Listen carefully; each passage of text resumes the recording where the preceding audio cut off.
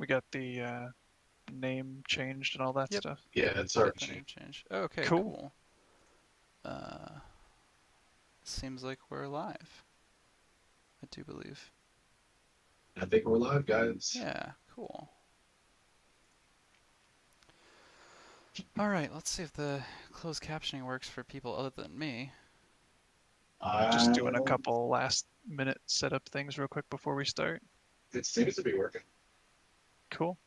Yeah, I That's think it's actually a just pretty cool working for feature. me. Well, I'll leave it I'm up. able to I'm able to click on it. I can see it. Yeah, but I think it's only using my audio, not the rest of you, which is kind of eh. It's progress. Yeah. Somebody wind Andrew up and tell him it's not live. I hate you. Why would you do that to me? All right. I guess It's only whenever crank. you guys are ready. Okay, let's see. Hey guys, welcome to Kindred Talk 6. I'm Berry Bandit, and special guest will be today is Joey, and then we have our regulars Rob and Andrew. Yep. Hello. Hello. Hi. So the first question we got for you, Joey, what's Okay. Do the you wanna introduce yourself, Barry? oh, I'm sorry, No, you're Oh, fine. you're Just good. you gotta take your own bow, you know? take my own battle. Yeah, take your own bow. I got you. I'm just, straight to the action. But yeah, I'm Barry Bandy, guys. I am one of the moderators on the Discord for Kindred Fates. Yep. And you're also on the wiki team as well, right? You do a few other Yes. things, the faders, and Yes. yeah, He does it all. he does it all. Why go to 5 or 6 stores? You could just go to one. Just one. You've got a big storm coming. Action pose. Action Yeah. moves. All right, but yeah, what do we Yeah. got Sorry. today? Yeah. Yeah. No, no, we're good. Let's see. First question for Joey is, what's the biggest surprise you have had in the last few months, and why? Like related to the game, or in general, or Surprises. Any way you want to surprise do us it. about the biggest surprise. Um, I guess a good one would be finding out that I was going to be on the team and work on the team stuff. That was it kind of been like a long process of talking to the developers and thinking about when would be a good time for me to get started. So finally, getting confirmation. It was kind of, I think John messaged me at like 10 at night one day. Um, he was like, "Yeah, we wanna get you started." So that caught me off guard a little bit, but Yeah. it was a good surprise.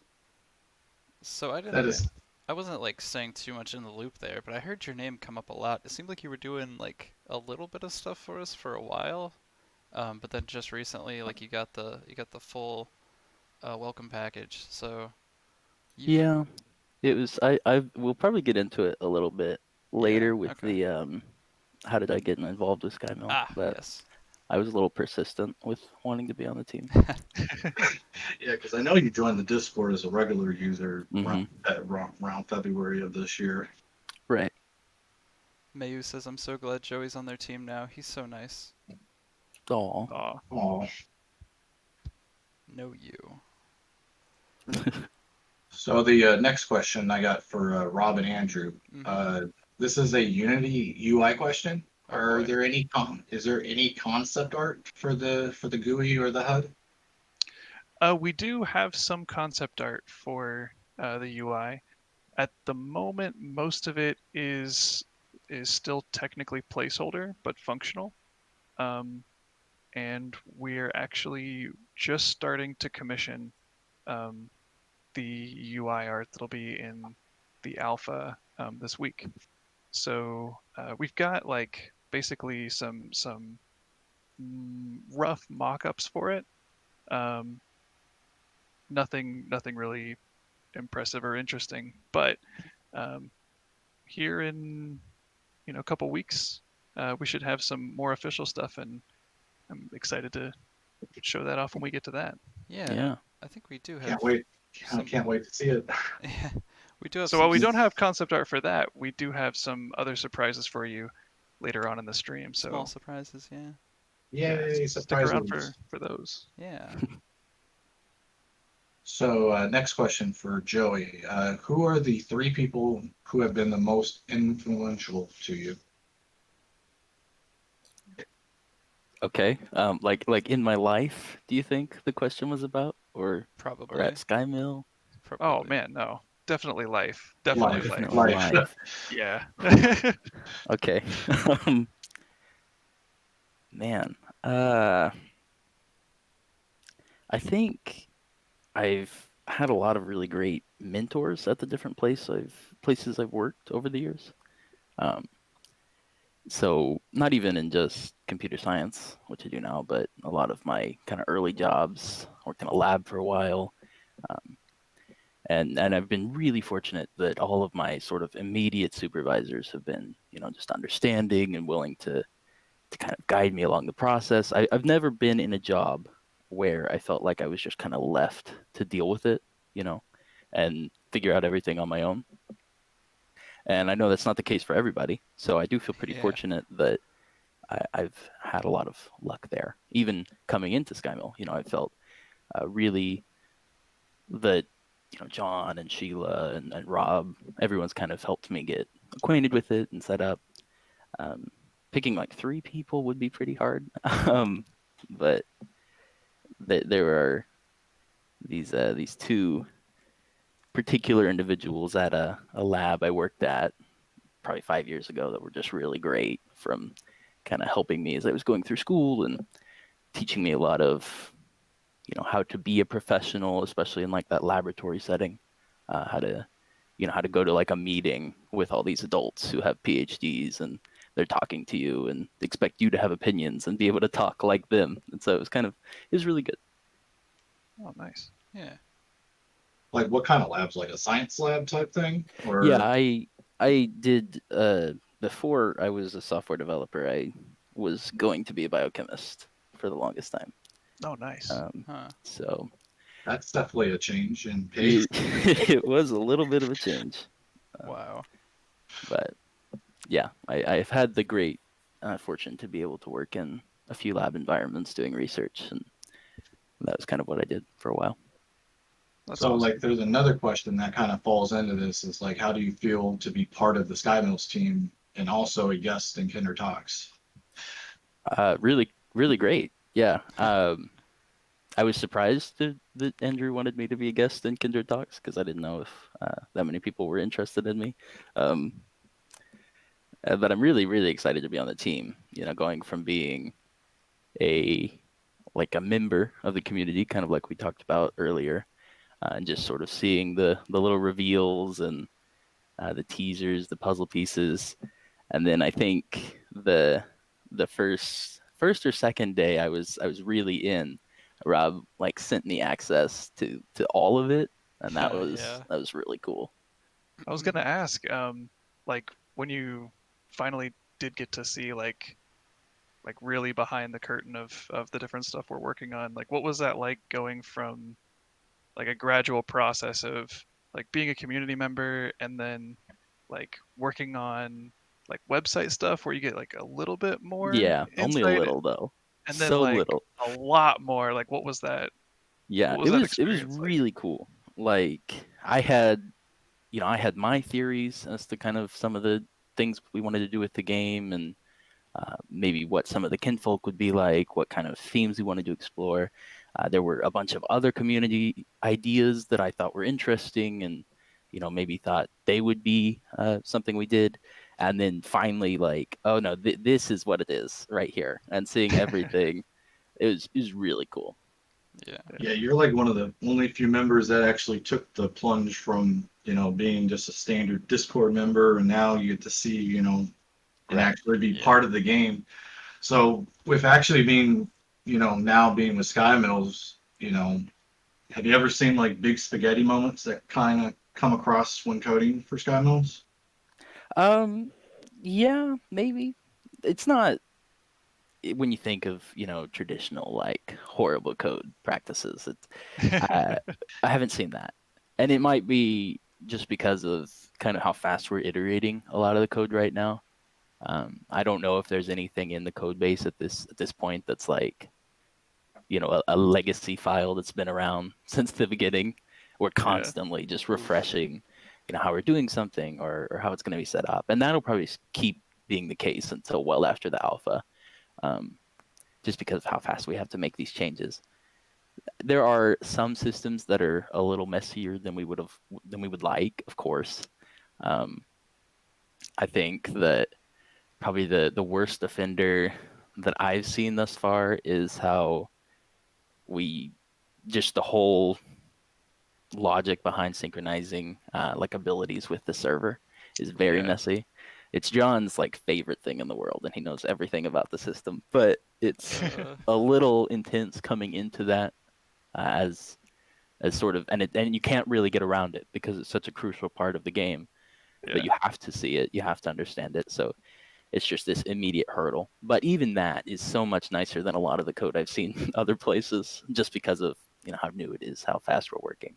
I'm assuming, that code John's working on that you're talking about is just probably because of the deadlines and just, kind of the Well, peer it's not even. pressure, the Yeah, pressure of, trying to get alpha out. yeah, it's not even, and like I said, it's not even that it's bad or that it's like I would call it Yeah. horrible code. It's just that is probably the least readable one that we Yeah. have thus far. Yeah. And that makes a lot of sense too from like the stuff that I've been seeing. Some of the code's like very accessible to get into and understand, and then because there's obviously code for all kinds of different pieces of the game, and some of it um, is much more straightforward. There's much fewer Yeah. pieces that you have to like be able to grasp before getting into, and network code on its own is sort of notoriously challenging, and there's a lot that you need to like understand beforehand, and Hmm. of course we're making that even harder by using some fairly new systems um, Yes. that haven't been around for very long, and um, the teams behind those systems are still building their documentation, but the end result is that eventually um, it's going to be like the cutting edge Yeah. for what we can do there. Right. So speaking of wanting to join Sky Mills, you were mentioning that you were trying to get in there. How did you manage to get Rob's attention? Yeah, you said you were Well, persistent. yeah. I didn't start with Rob. And maybe I should have. Maybe it would have made things a lot faster. No, trust me, you can't, it's Yeah. impossible to get a hold of Rob. Yeah. Um, well, I think right about the time I joined the Discord, it was because I saw the Kickstarter, and it was at like 20,000 when I first saw it. I thought, okay, this is exciting. I'm gonna, I'll support this. It'll be good. But it was kind of just a cursory glance the first time I went through it. I thought maybe that'll be cool. I get an update notification on my phone that, well, we've hit like $500,000. It's like, wait a minute. So I spent some time going through. I joined the Discord at this point, reading through kind of what's going on with the story, the wiki, all these things, looking at the Kickstarter, and I am watching these trailers, and I thought, oh man, I have got to join this team and be working on this. That would be so cool. And so I went to the Discord, and you shouldn't do this. This is not a thing that listeners should do. Yeah. I clicked on Wicket's name and PM'd Wicket, saying that I was pretty sure they would need developers. And I'm a developer. We can help each other out. And I see where this is going. yeah. Uh-huh. Now I had no idea what Wicket's role was, and I did not realize that I had not picked someone who would be able to really help tell me what kind of help they needed there. Really. Yeah. For the record, like if there's somebody with a red name that you want to PM, it's always Andrew. Yep. Yeah. Yep. So yeah, so that was, and we went back and forth for a while talking about kind of what my experience had been, etc. And he was great and gave me some ideas of what they would maybe want going forward. eventually I figured out. I don't know if Wicket just told me stop messaging me or something like that. But eventually I Stop figured out it was talking. John. John was the one I really needed to get a hold of. Uh, so I messaged John about it, and we were talking about how I think at this point we were still thinking about what networking kind of stack we wanted to use and how we were going to do that part of the game. And I had a lot of experience with some of the different technologies that he wanted to use. So I tried to use that as a selling point for myself. Um, but at that point, it's still like March or April, and they just weren't ready to even begin on that really. Yeah. So he told me, "Oh well, we're gonna have to wait a few weeks." We were still kind of like Yeah, putting out seeing what's every gonna fire we happen. could. Yeah. Yeah, was Mhm. John still Yeah. even fully on board at that point? At that point, yeah. Okay, because I thought Um, John and Sheila didn't come on until like May. well, they were. So John was definitely like he was definitely like more than just an advisory role. Gotcha. Mhm. By the time the Kickstarter was live, I want to say it was like a couple weeks or a couple months before the Kickstarter um, is when that kicked off for him, and then Gotcha. Sheila joined later on too. Gotcha. Yeah. Yeah, but he told me, he told me you can keep checking in, and I'll let you know when we have something. And I so appreciate that he had the patience to put up with me messaging him like every 2 weeks for the next 2 months, um, asking, oh well, I'm still available if you need someone. Um, and then, sure enough, he finally messaged me about wanting to do the account system, and I knew, the account system's obviously a little different than like working on the rest of the game, Mhm. but even from the beginning of it, we kind of framed it as like this would be the first of potentially multiple projects. So Now, I think there might have been one thing that came before that. I'm curious if um, what your thoughts were on this, but um, at one point there was a programming test. there was a programming test. Yes, actually, um, that John gave from, I guess, when he from his old experience when he was a technical recruiter, and he gave that. Um, what we learned is Joey's very insistent. That's pretty rude, Yoshi. Um, but uh, No, it went far. It definitely made a difference. Yeah. the programming test, Oh no, I meant the just insistence, your yeah, your Yeah. following up was honestly great. Um, yeah, there did come a point where I was like, man, we we need somebody to do this like bad, and we really can't pull anyone away from what they're working on right now. Um, and we hadn't gotten that many applications for developers, to be honest.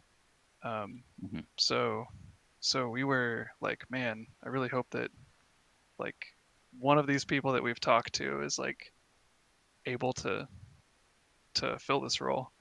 right, And sure enough. yeah. But yeah, what did you think about the test? I thought it was fun. It was kind of a general like, which is probably the better type of programming tests, I think, and I'm sure John shares that opinion, given his experience in the role. But it wasn't like do this thing in Unity, and it wasn't necessarily do this like website. It was kind of about how we would solve like an algorithmic question. Do Um, you want to you can talk about what it was. It's not like a sure, secret. yeah, it was like a grid of potentially infinite size, we found out, Oh no, was it of lights out? squares. What? Was Sorry? it lights out? No. It was not. Okay, No. good. Because I was about to say, are you really about to do them like that? No. No, it was just a square grid of boxes, and he wanted to be able to put values in the boxes, and you had to basically tell whether there was a path from the left side of the grid to the right side that had a cost less than some amount, given that you filled in cost to each of the boxes. So, on the surface, like a really straightforward problem, you think, and this is kind of what I thought. The pathfinding algorithms exist, and you learn about them, Oh and yeah. it's really theoretically, it's really easy to just think about implementing one of those. Um, so I think I started there, and I wanted to incorporate a lot of testing, which I know John's really big on. So I did that. Yeah, it sounds straightforward. Um, but then John got a little rude about it. No, it was great. We had a big conversation where he kind of wanted to walk through, like, suggesting more items to it, more considerations, and then to see how that would change my approach, or how that would, what that would make me think. So, he talked about, is there really any reason that it couldn't be like an infinite grid? Does it have to have a size limit, or are there problems with, you know, the complexity of your algorithm, um, given the size? And that question even ended up being quite a long discussion, where we found out that the like greedy, simple pathfinding algorithms that I had used to implement work totally fine when you have a smaller grid, but theoretically, if you can go to infinity, you do get to a point where you exceed any kind of memory constraint that you could possibly have in your computer. So it was a really fun. It was one of the more enjoyable programming tests I've done, I should say. Um, it felt freeform enough that I could kind of put a lot of individuality in it, and I could approach it from my direction, but also kind of feature some of the things I knew, because it didn't have a lot of just hard and fast requirements. But then at the same time, it still was rigid enough that he could not grade it, but have like expectations for how it should work. It's very interesting, actually, having to see a test like that. I'm, not a programmer myself, but is that kind of like an industry standard? Yeah, well, a lot of places want to do some kind of test to make sure that you actually know how to program. And it kind of varies depending on where you go and what they believe in, what your test is going to look like.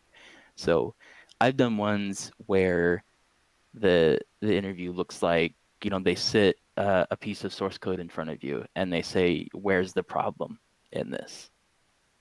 Yeah. And I can do those. Like that's okay. But I feel like that's a lot less kind of interactive, and Right. theoretically it's a lot less of a gauge of that individual's like skill, or not even skill, but like creativity. Yeah, Right. that's what I was going to mention. Is Yeah, like, like you might have two people that can both point out the same line that the error is on, but that doesn't tell you anything about how they're going to actually handle Fix the it problem. really. Yeah, John sent me a message that only 20% of people pass that test. So the test that I did with him, that is. Yeah. Yeah. that's probably the Yeah, reason why you're here with Sky Mills I now. don't know that I passed, to be clear. Um, I but I think that's believe kind of the point, is that I it believe you did. He has kind of multiple gates for, multiple criteria. Okay. yeah, it's like you can pass like at all, and then there's like you can pass at like an even higher level Yeah. depending on what you manage to come up with. Yeah, but I mean that's kind of the point of that kind of system, is you can, with his kind of test, you don't just have to gauge someone on, did they give me a working program, because that's not actually what you were testing there. You're testing their ability to take a question or a problem and then make a solution for it. John tells me I did pass, so okay. Yeah. There you go. But that's some kind of test is very standard, and they And range. yeah, and it was a language agnostic test too. I Right, think I saw which is, somebody. you don't even get that everywhere. Yeah. There's Yeah. a lot of places, a surprising amount of places. I've done interviews where you go in and you sit down and they put out a test in front of you, and I'm like, oh, that's FizzBuzz, and he's like, Oh yeah. we're not gonna do that test. Like, Fizz there's a buzz lot or of lights places that just out. want, yeah, the generic one. Yeah. So Yeah. I got a curveball here. So, question for Rob and Andrew: Okay. how will you handle the water types on land? Ooh, Oh yeah. Rob's So excited to answer this one. yeah, I'm always excited to answer this one because I think the answer changes a little bit each time as we get closer and closer um, to building that out and having a better idea also of like how we're controlling kinfolk in general. And for water kinfolk, the big question is always like, okay, so you need to be able to have full range of movement in water, but how does that translate on land, where most characters are just kind of traversing across the top? Like, can they fly, or how all does that work?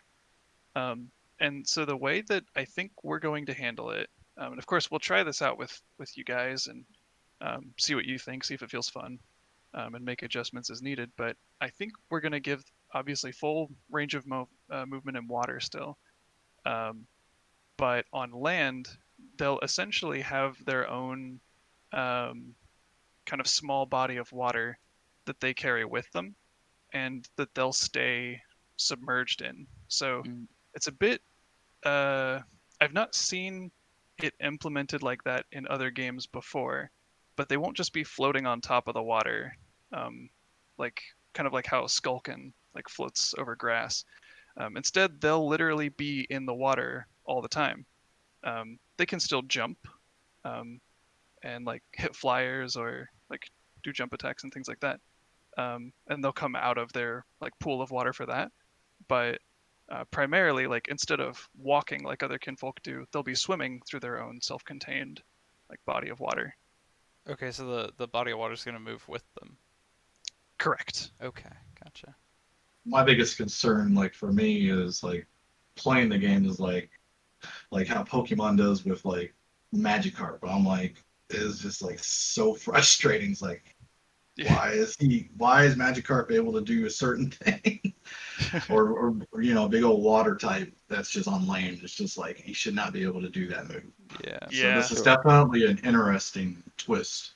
yeah. Right. It's hard to find a balance between like what makes sense, like realistically, and like what'll still be fun. It's almost like a gradient where like the closer you get to what feels like it would be like in real life, the more limiting that can be. Um, and you also don't want to just turn them into flyers either, because Well, like yeah. yeah, it's like you could put them in their own self-contained bubble of water, and then now they can fly through the air, but then they don't really feel like different, and it's also I don't know, it's its own weird thing. Um, Hmm. and yeah, having them just float doesn't quite seem right either. But yeah, there's lots of possibilities. I think we're gonna try out that method first and see what people think about it, and get some feedback and kind of tweak it from there. I know Crank will find a way to break it. Yeah, Oh somebody yeah, already said Oh, we'll glitch out that body of water. yeah. Hmm. yeah. I know Crank and Jeanette are very, very excited about trying to break the game. There will be, I'm sure, plenty to break. Yeah. Yeah.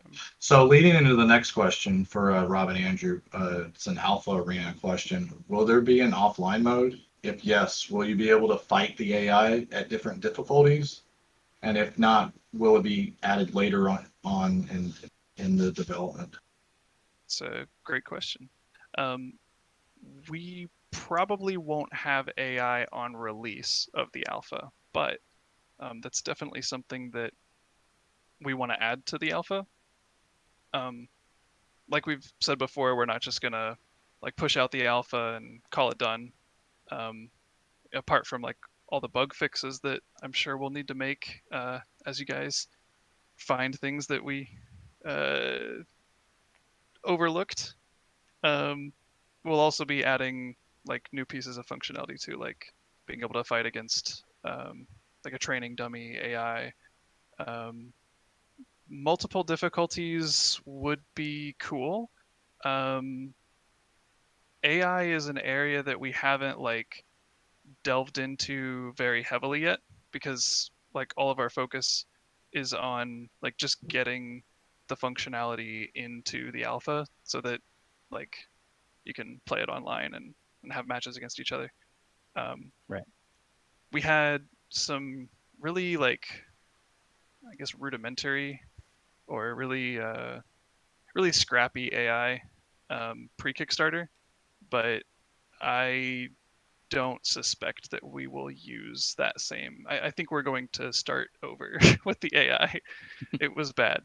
Um, like there was a time where it was like briefly playable, or it was you could fight it, but it was extremely predictable, and like you could totally manipulate it like really easily into either like standing totally still and not fighting you, or running away, or being it just wasn't very good.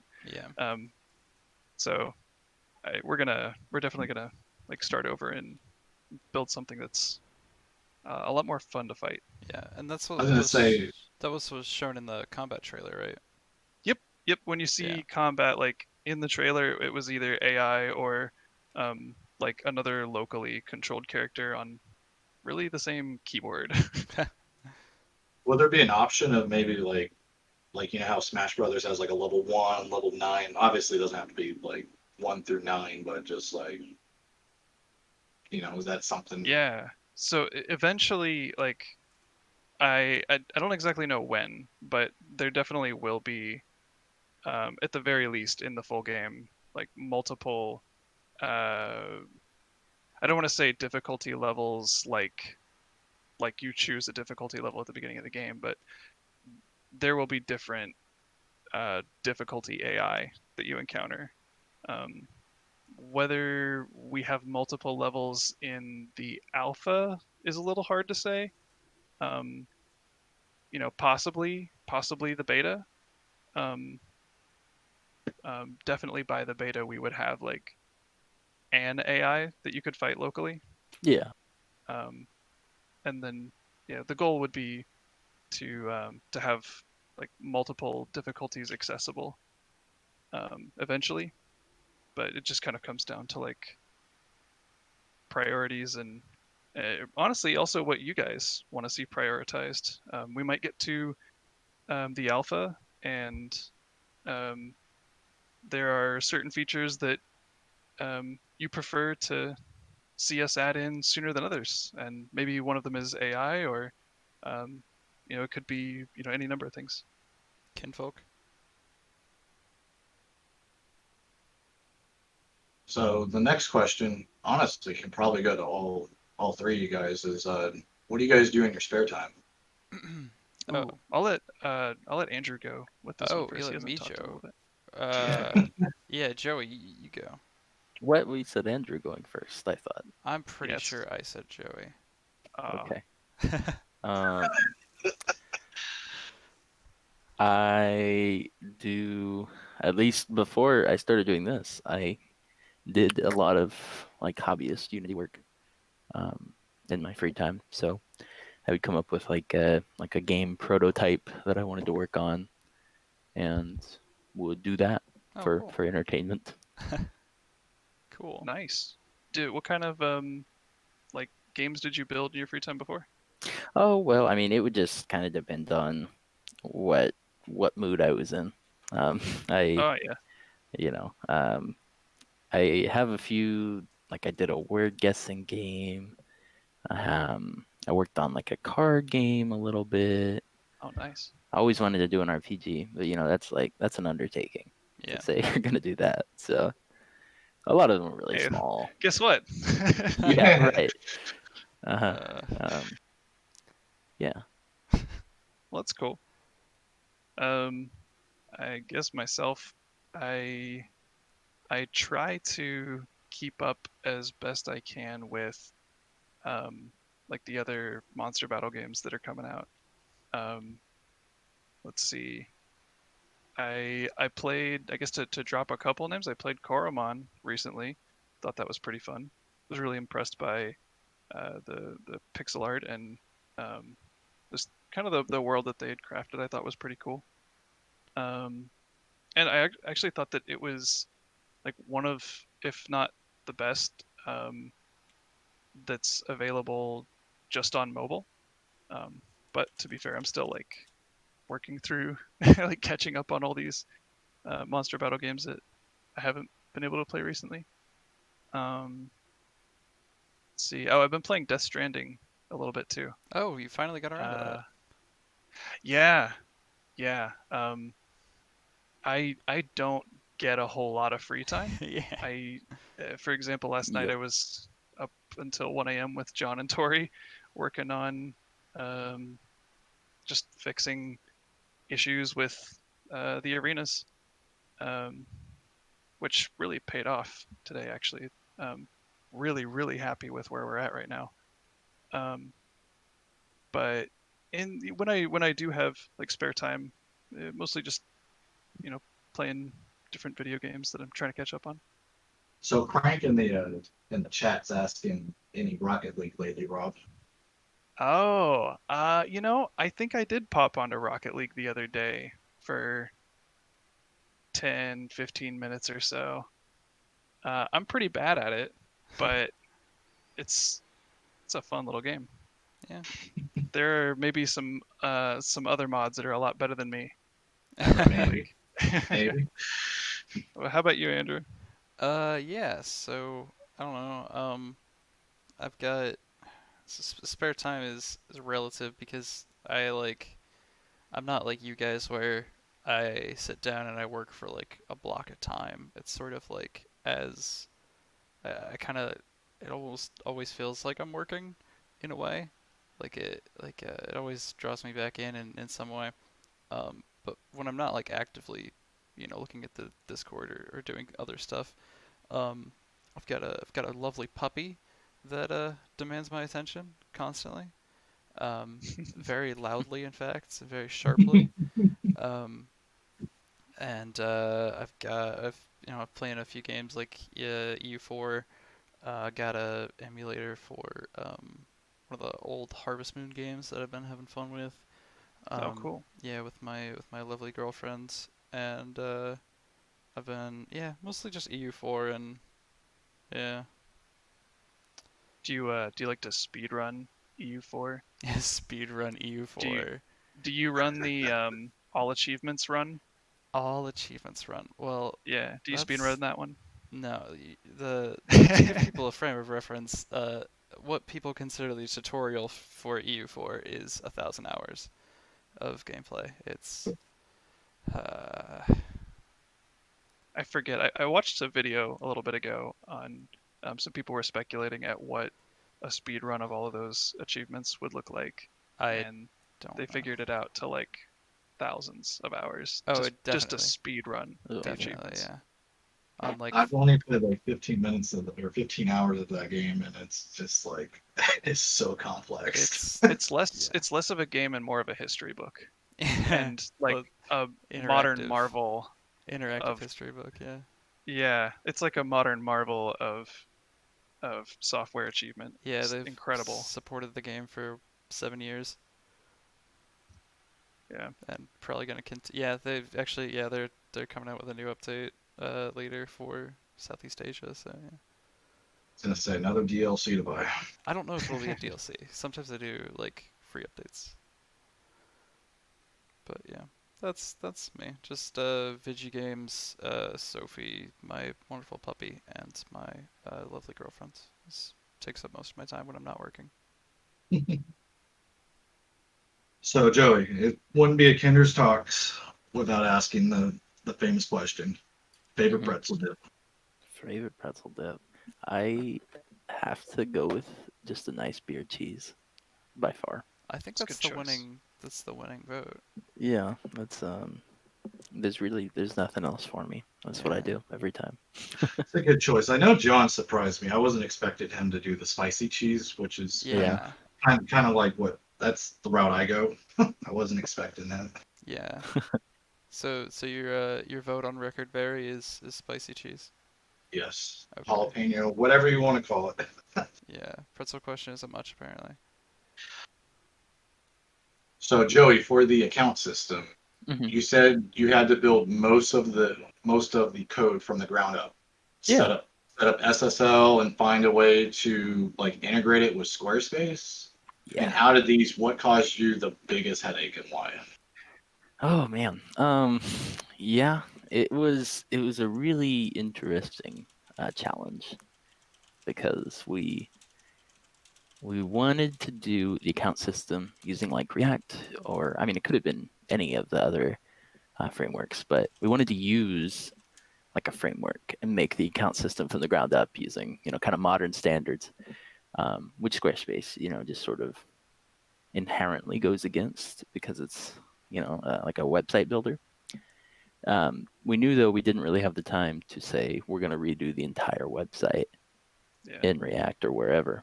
So from the very beginning, we had this idea of integrating it through some Squarespace trickery, and having it kind of live embedded on the Squarespace page. That actually was okay. That part of the process. It surprised me that it was okay, but that was not too bad of a headache.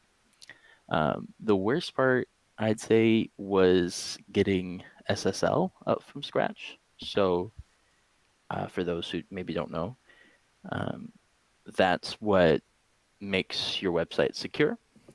So when you look at your URL bar and you see the HTTPS, the S you only get if you have a valid SSL set up. Thankfully, there are some services that have come out to try to make it a lot easier to do that from scratch. Like Let's Encrypt is what we're actually using. They have sort of like an easy to use SDK that makes it much easier than it used to be to get started doing that. That said, it was still a very big challenge, and it took days to try to work out how to like use what we had put up on Squarespace to then connect to our server only through a secured connection so that you could log in and have your account credentials be safe. But then that it didn't come that way. Like we had to do a lot of work to make it secure. And I had never done that from scratch before. So it was quite a learning experience, but very very challenging, I'd say. Yeah, didn't you end up mentioning that in the chat? It was like Yeah. it's like 1,000 lines of code. Yeah, after I'd finished it. It was just a big hassle using, and I mean it kind of makes sense because, by default when you're hosting like a server or any kind of software really, they want it to be as secure as it can be. So you end up dealing with a lot of firewall situations where they want to restrict what ports can come into that machine. There's a lot of considerations that any kind of host will use. And our host did not want to play nicely with the SSL and the setup that it needed to have for it to be verified and usable. So it was an endeavor. But now that it's up, it's really good. It's working fine. You must be excited to, it's like, hey, I'm finally done with all this and just, I'm really excited. I feel like it's something that's gonna really help the like Alex and Andrew and Yes. Oh my gosh. and Wicked. It's something that's gonna help like me as someone who wants to play the game. Yeah. Having a concise location to be able to log on and look at what you have and change it. It'll be helpful for everyone, yeah. Right. Yeah. Everyone that has a copy of the game. So that was kind of the biggest thing that I was, like all this work, but then it really does feel like a nice big payoff for having, there it is, done. Yeah. Yeah. Especially helpful for people who have a plushie on the way too. Yes. Yes, we will need plushie people to go in and put in their address. Yeah. Yeah. If you I want guess. to see your Auburn again, send me your address. Right. Which, by the way, I got I learned from Wicket just yesterday that manufacturing on like all of the plushies just started like Oh boy, a day or two ago. Good. That's exciting. Yeah, they're actually like all the way on the way. That's really awesome. How many? What's the final number of that? What did it come out to? I want to say we aimed like higher. Yeah, I hope. Yeah, no, we didn't just be like, okay, yeah, it's 3,467. Uh, Yeah. I don't remember what the like It, exact number was, but we rounded up and then we rounded up to the nearest hundred and then put an extra like 300 on top of it or something. so it would have been like 3,800 probably. Yeah, something 3,800. like that. So does that mean there's going to be Yeah. like 200 extras that Tori's just going to sort of live inside of? Probably they're gonna live in like a giant pile in a closet or something. Yeah, Gotcha. Like a There you go. Mighty we'll Morphin go to Power Ranger. we'll So go does that to. mean I got to Yeah. send my PayPal details to Tori for an extra one? You'll probably have to go to a con or something. I'm sure Oh yeah, we might we'll Oh, just that's a good idea. Yeah. yeah, yeah, put him in a potato gun and just sort of launch him at people. Okay, yeah. I don't know about that. But this will be the only run of like this plushie. So Right. after this, like we may someday do. I'm sure. Like I'd really like to do um more plushies, like more Auburn Yeah. plushies and other characters too. Sure. But Style murder. this will be the only one that is like just like this. Yeah. Yeah. Cool. So, Joey, since you coded the whole website thing and you're starting to, dab your feet into the game, for people that are interested in coding but don't know where to start, what would you recommend? Sure. Yeah. I feel like it's kind of fortunate actually that there's a whole lot, like more than ever before, of content out there for people who are interested in beginning coding. Whether you learn best with like YouTube videos of someone walking through it step by step, or if you like reading um, like a document or some sort of text explanation, there's a whole lot of resources for that. Um, my biggest thing and what was the biggest help for me was just like doing something and starting. So even like simple, I'm gonna make a calculator or I'm gonna make a to-do list thing. Yeah, And you wouldn't think it's that big of a deal, but just the practice of actually starting in the first place is a big enough step. But then running into the problems like, oh, how do I do this? And how will I configure that and install these dependencies? And all of those problems that you run into doing even a very simple project are the same problems and yeah, things you'll have to do even in, professional projects that you're doing at a Fortune 500 company. it's really true. Yeah. So you can get the you can get the beginning of a career in software development just doing just starting small like that and building a portfolio of things that you've worked on and thought about and learned. Um, when you get more advanced, I know that something that I feel like has really helped me kind of hone those skills initially is trying to keep on top of like new development as far Mhm. as um, what the latest trends are in like development as a whole around the world. So one of the things I like to do is subscribe to like GitHub sends out a trending repositories email, for example, where it showcases what developers around the world are working on. And even if none of it relates directly to you, you can see some of the most cutting edge of a lot of these because it's GitHub are open source and have multiple contributors. And so you're seeing what really is the direction that the field is taking. And you can think about how these things you learned in simple projects are being refined and expanded and changed. Um, and then just you keep going from there and you never really stop. Yeah.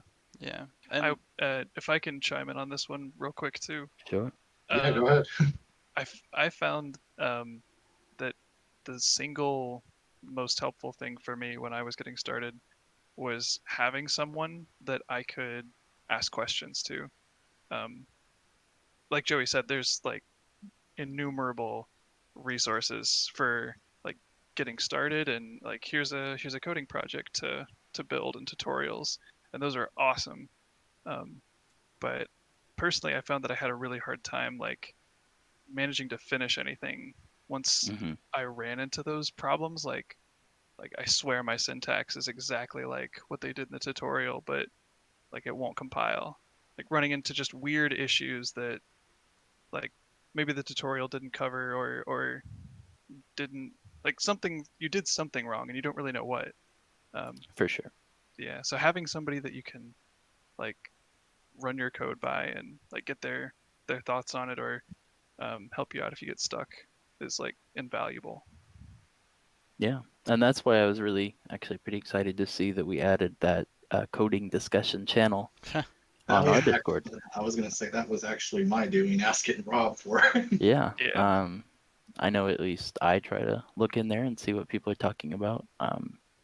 And I know that John takes a look in there as well. So I'm not saying it's like the best source of help if you're trying to Yeah, learn, it's but something.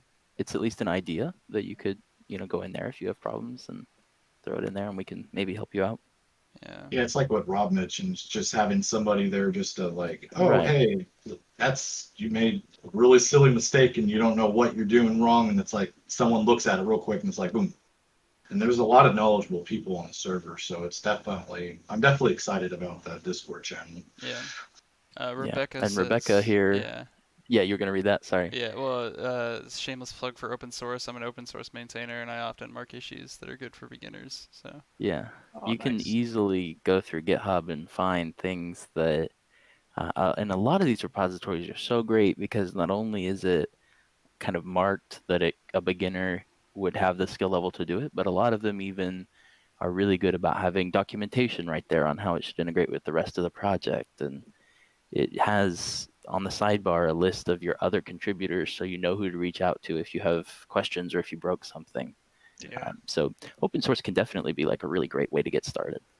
yeah. Yeah, Crank's mentioning that it's like having someone almost like proofread a story. Yeah. And remember that Kindred Fates was started out as one of those like learning projects that you do just on the side for no reason. Like that was the It did. the reason it started. So That was where the first code was written. Yeah. yeah, well that's Yeah. where the project file was started. Yeah, that's true. Right. And that could happen with, I mean, anyone's first or second project. You never know. Yeah, it could have happened with Rob's first project, but it's it's sort of dangling just before that finish line. Yeah. There's been a lot of first projects that didn't quite see the light of day, but someday. Let him out of the basement, Rob. Like that one game called Rain Man, Rain Runner, yeah, Rain Runner. yeah, Yeah. Someday. Someday. maybe. So Joey, what is the biggest failure you've had and what did you learn from it? Huh. If we keep on the theme of software development, the biggest failure I'd say I've ever had in that sector was, and it's every developer's biggest fear, but like releasing a bug to production, and Forced push merge yeah, master. right, it's not so bad.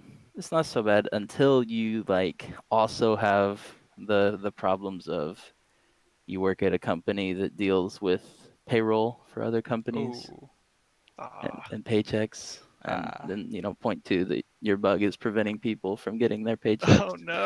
Oh, no. It becomes a lot That's the bigger of a worst. priority. Yeah. Yeah, I can imagine. Yeah. Man, We're that's not talking rough. about QuickBooks, are we? No, no, no. Um, but yeah, it was kind of you're always thinking, oh, I got to be careful. I got to make sure that my code's reviewed and that I'm not doing anything, and then something slips in, and you inevitably, I mean, it happens all the time that someone in a company is going to do it every week. Going to release some kind of problem. It's just the nature of our field, Yeah. unfortunately. So this week it was me, and I guess the biggest takeaway I got from it was that while it was like definitely a big deal, it in the grand scheme of like my history at the company, it wasn't that big of a thing. Like we did recover from it. We did, implement a fix. I, didn't get fired. Um, That's always a plus. always a plus. But it wasn't even like, you know, they were thinking about firing me. It wasn't even Right. like, oh, that's you've made your mistake and now you can never be a developer again. That's Right. like making those mistakes is crucial to software development. It happens like that's how you learn how to be a better Yeah, developer. So, it's true. There's yeah. also like different development methodologies too, like test-driven development, and like Hmm. they all have their trade-offs. Some shops are just rigorous about testing every little thing, like before anything whatsoever goes out, and you have like lots of redundancies built in, and you're verifying that everything is working as expected. Um, but there's trade-offs with that method too. Like Of course, certainly a lot. It takes a lot longer to. actually Um, do things. yeah. Yeah, it was an experience. I mean, I'm definitely not jumping at the opportunity to do it again. But you learn very quickly to see that you've made a mistake, and instead of freaking out and just, oh, how am I going to do anything, and leaving, you're like, okay, well, I've made a mistake, I have to accept that, and then very quickly, how am I going to fix this? Yeah. So let's say you had a DeLorean that can go 88 miles an hour. You can go back in time. Okay. What's one thing you wish you would have known before you started your career? um I guess I wish I would have. I think the biggest mistake a lot of people make, probably in any career, but I definitely see it a lot in software development, is selling yourself short. Um, There's a a lot of lot imposters. of so much, Yeah. and a lot of especially younger developers who haven't had a lot of experience in big companies. They'll take situations and offers um, and conditions that just aren't actually as good as they could get, and aren't as good as they deserve even.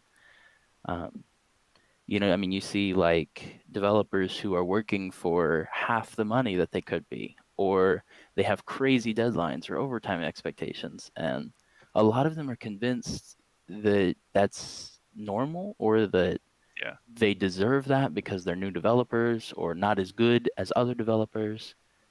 And I mean, it really, like, it's you can't get out of the mindset that, like, oh, I'm not as good as the other devs. Like, that always is going to be with you.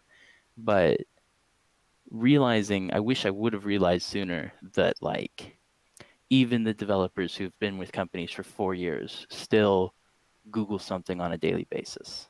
Yeah. They still have to ask questions that sound silly, or Google, like, how do I print a statement in this language? Like, Yeah.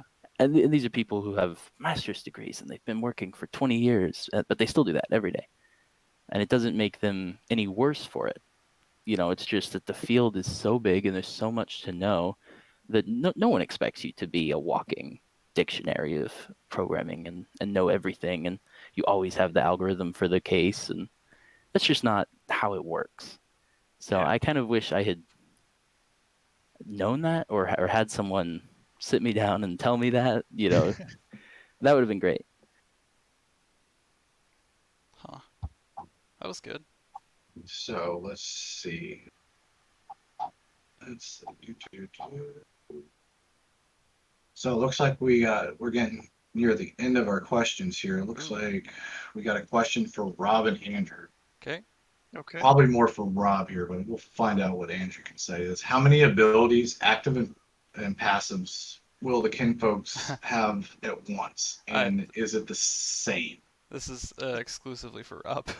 I figured. Okay. Uh, I'll do my best here.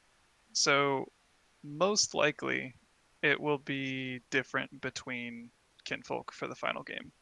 Um, in the alpha, we plan to have this is what we're like looking at right now.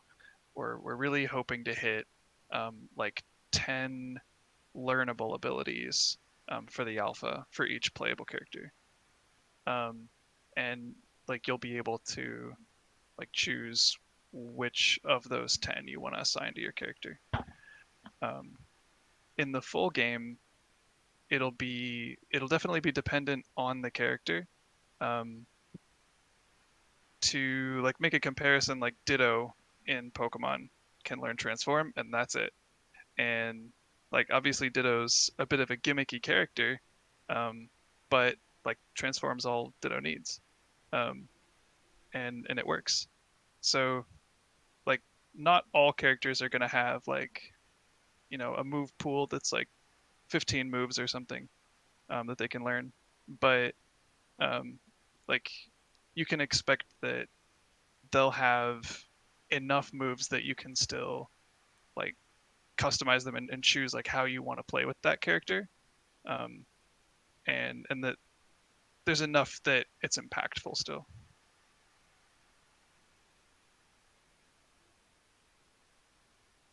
If that makes sense. Yeah, Yeah. no, it definitely makes sense. You don't want to add anything, Andrew? I I don't know anything to add. You Um, you don't want to spill any secrets for us? I I keep a don't lot of know any this. secret. Yeah, that's all. I mean, like I could spend hours and hours and hours looking at the design doc, um, but I don't hate myself that much yet, so I'm not gonna do that. Yeah, we've got a lot of documentation on this stuff, but Yeah, it's a lot to go through, and it changes all the time too. So yeah, it I think that I mean I don't know. For the most part, I'm the one making edits to that, so yeah, I don't think most people try to keep up to date on it. yeah. I don't blame them. So, there was a question that was asked at the beginning of the stream, Rob, about cross compatibility. We've said that we wanted that, but we haven't given any update on that. Do we have any more of an update on like crossplay? Um, it's not something that I can give much better of an answer on, but I Gotcha. can say that I have become increasingly irritated Oh, um, by the lack of crossplay in games that, for some reason, I just expect to have it now. But that's, I think, a me problem. Um, it just kind of seems to me like it should be the sort of thing that's becoming like standard. industry standard. Yeah. Like if you have a game that you're releasing on PC that lends itself just as easily to Switch and it's on both consoles, then it kind of feels like crossplay should be Yeah. um, just a sort of standard multiplayer feature. Um, Depending on we the haven't genre. made any kind of like new progress on that specifically, um, but it's becoming something that I want to make sure that we include if we're able to. Okay. So just reaffirming that we do That's still really want definitely to. very exciting to hear. Yeah. Yeah, Just reaffirming that it is still something we want to do, and we're not like we haven't canned it. no. All right. Cool. So it looks like this is the last question for Rob and Andrew. How does the Alpha Combat Arena look right now? Would you say you feel satisfied with the progress so far? My question can also apply to development of the game in general as well. Sure. Um, let's see, Andrew, have you seen the any of the combat arenas lately? I have not, other than the show and tell that we had on Monday that I was unfortunately late to. Um, Oh, the terrain looked cool from what I can see. I've been looking at the animations and the VFX, and I gotta say, whoever is doing the animations for Iron Fist and Galadius has been Right? absolutely killing it. yeah. Those That's are Good. Cookie and Chris. incredible. Yeah, and the VFX have been looking pretty snazzy as well. So, from what I can see without playing it, looks very, very, very good. But I haven't actually had my hands on the game yet. John says within the next day or two. So, you know, fingers Fingers crossed. crossed. Um, yeah, it's I'm really happy with where it is right now. Um, we actually just got the standalone players working so that we can um, like share builds outside of the editor. Uh, so far, we've just been playing like somebody will have Unity pulled up on their computer and somebody else has it pulled up on their computer wherever they are, and you can fight back and forth like that. But like we've got it as an executable, and um, um, so we're working on like private builds Yeah. through Steam. But um, the the actual like networking speed is so much better than what it was before. It's like at the point where the speed is playable now, um, and like it before you could just like connect to a match and see people but not really interact very much. It's at the point now where like you can fight each other. Yeah. We're working on polishing the feel a lot and the appearance. Um, there's plenty of jank right now. Like Hmm. it needs more time in the oven, like a lot Yeah. more, before it's ready for you guys. But I'm really happy with where it is. Yeah. Like we hit some major milestones, like I said, with the multiplayer. Yeah. We we overhauled our grass visuals, our water visuals. Um, we're on a new rendering pipeline now. Um, we used to use Unity's built-in renderer, which is now like slowly becoming deprecated, which means like they're not gonna give it any love anymore, and they're gonna focus on what we're on now. So like the lighting and just the appearance overall looks better. Um, let's see what else. We have like so many more models and concept art, and Yeah. yeah, I'm really happy with where it is. We just need to like get these last couple of game mechanics in. Um, for those of you who have been following along on the progress board, you've probably been wondering like, where's the items? Like we when we first put up the progress board, we that was one of the first things on there, and then quickly we were like, maybe we should overhaul our ability-based classes before we get into Yeah. that. I think So one huge thing that had you freaked out for the longest time was the input dropping, and we just got that yeah, fixed, didn't we? yeah, I mean, there were a bunch of like technical problems that we had to fix, and they were like kind of scary. Um, and yeah, dropping inputs was a big one, um, but luckily was relatively like easily solved. Um, let's see what else. Is Uh, K9 I mean, whereas Yoshi's got a question asking, is K9 fixed? is K-Knight fixed? K-Knight is pretty much in the same state as the Kickstarter. K-Knight's not been getting a lot of love, um, mostly because K-Knight is complicated, which hurts me deeply Poor boy. since that's like one of my favorites. But soon, TM. Soon TM, yeah. Um, but I think we do have something that we can share. Yeah. A small piece of to answer that question. Andrew, if you want to throw it up on Yeah. the screen now. Should be this, right? Yeah. Um, I know there's not Ooh. like a whole ton here, but could you like walk us through, Oh Rob? yeah. So this is the initial sketch for a concept art piece that is actually finished now, but we didn't want to spoil you with the full glory of. You didn't want to Uh, spoil them. I didn't What want to is this spoil them. wee stuff? I didn't want to spoil them. But you can look forward to seeing like the full concept art. Um, when the alpha actually releases, it'll be used in there.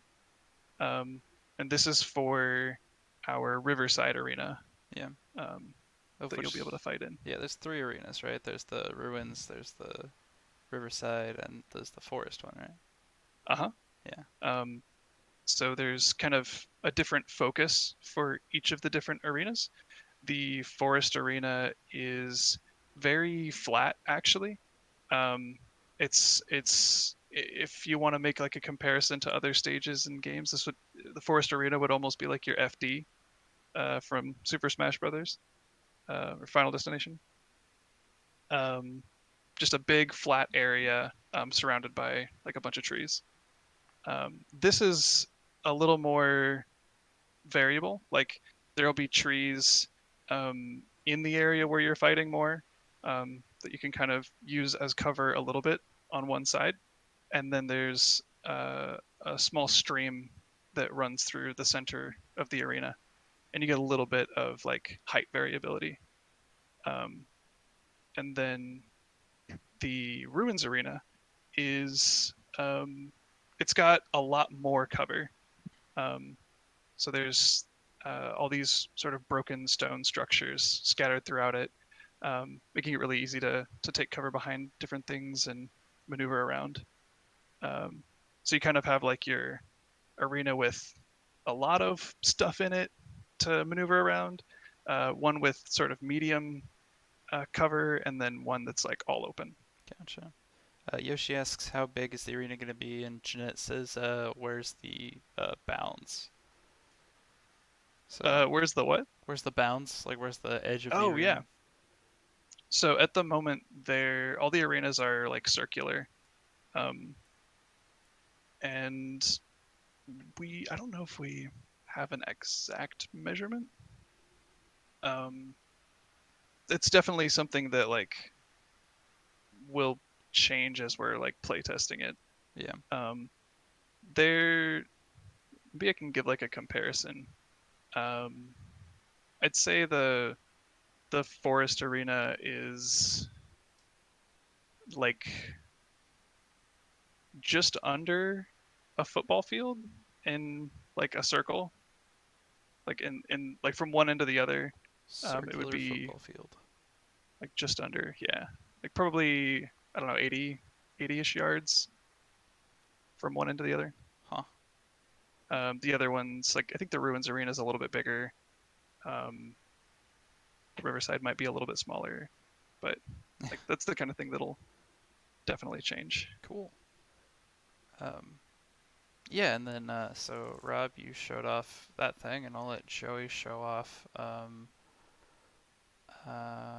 Let's see if I change there, and then yeah, I'll let Joey show this off. Oh, and I'll move us a bit, I suppose. Yeah, so this is much less flashy. This is actually two separate screens. So the right side is your login page to the account system. This is what you'll see when you get access to it next week. You can use any of these other websites to log into the system. We support all of them. And when you do, if the account you use has any kind of purchase from Kickstarter or a direct PayPal donation or anything like that, you see your inventory I have an example inventory on the left for someone who's bought just the Kindred package. And this inventory view is going to give you options to do things like select what type of game you'd like, if it's Steam or Switch or just DRM free, as well as things like the name in the credits. It'll have a text box for you to put what name you would like to appear there. Yeah, so this is kind of a little demonstration of what the account system will be able to do, and you'll have more access to that when it finally releases. Yeah. You can also set your address there for like Yeah, I was those gonna of you say, who where's have the address? Plushie. Yeah. Yeah, I don't have a picture of that screen here, but there is another page where you can do things like change your username, put in your address. You can link other email addresses in to the same account. That page is where your address will go if you have a plushie. Yeah. Well, Can cool. confirm. It's exciting. Yeah. Just gonna. I don't know. I'm gonna put us over here. Why not? This is different. All right. Is there any live questions? Before we wrap up. It's always usually one or two questions that Yeah. people have at the end. Yeah. Give us go ahead, shoot some questions at us. Pretzel dip. We've Gilly, already we done. already Oh, we answered did the pretzel pretzel dip. dip. Jeanette says an army of Kadokis at the bounds of the arena to murder players for trying to leave. Oh, Yeah. that'd Yeah, be if the pretty question funny. is what are the bounds, then that's very different. Like Uh, what are the literal what is it preventing you from yeah. Salamander, leaving? Flushy when soon, hopefully. I really It would hope be nice. that's the next one, but It's got to do the thing where you squeeze it. And, like, yeah. Oh man. Yeah. How many stores would it be ideal number to stop at? 5 or 6? I think just one. Yeah, I'd have to say just one. Yeah. System requirements. Well, it's gonna have to work on the Switch, so I think that's what Good we've said so question. far.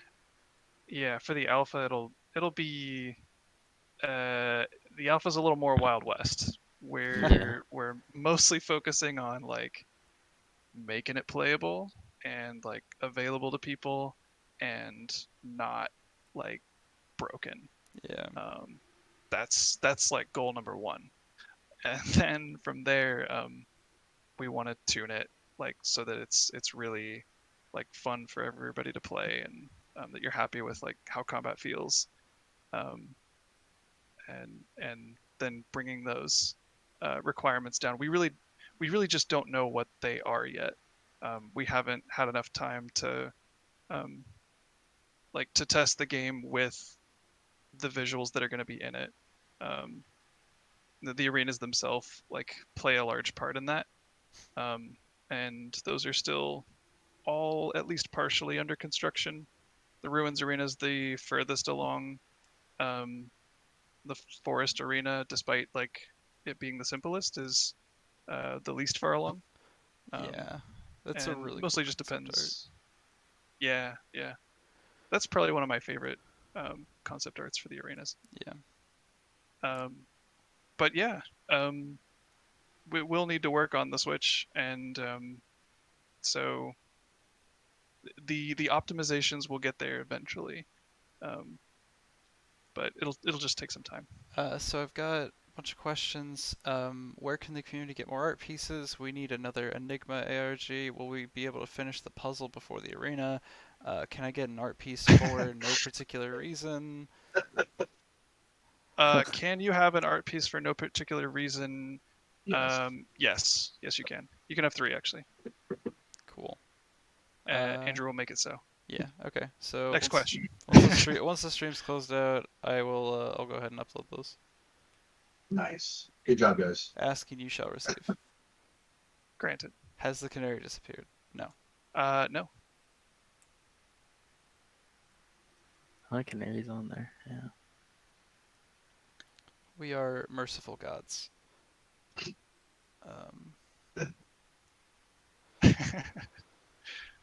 Well, it looks like that's about all the questions we've got for now. Yeah. But thank you all for Yeah. joining us. Thank you, Joey Yeah. and Barry, for Yeah, for sure. yeah. Thank you for having us. Yeah. Oh wow, I just got a notification.